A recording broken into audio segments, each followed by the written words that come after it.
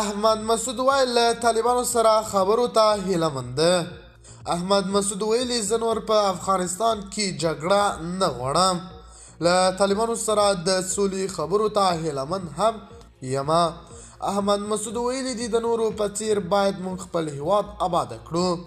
موږ تر هغه وخته خپل هیواد نشو آبادولی تر څو چې موږ یو بل ونه منو. احمد مسعود هم یو غټ مشکل خپل بیان کړو. احمد مسعود وایي موږ ټولو کې یو دا مشکل دی چې موږ یو بل نه منو تر څو ما افغانستان ګډ وډ پروت دی. د باور ټي وي چینل درنو لیدونکو سلام، ستړي مشئ، وخت مو بخیر.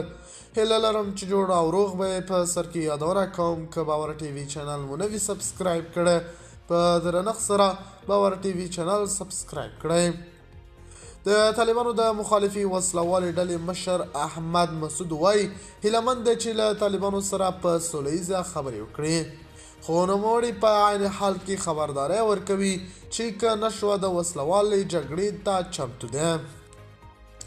احمد مسعود چې د پخواني جهاد قوماندان احمد شاه مسعود زوی دی، هغه ویلي دي چې پلار مې هم له طالبانو سره جګړه پیل کړه، خو له هغې جګړې هیڅ هم ونه شول او افغانستان لا برباد شو.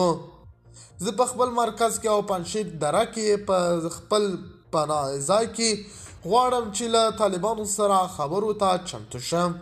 هغه ویلي دي چې له دغه غرو او جنګونو څخه هیڅ هم نه جوړیږي. زموږ پلار چې هم جګړه وکړله هیڅ هم ترېنه جوړ نه شول.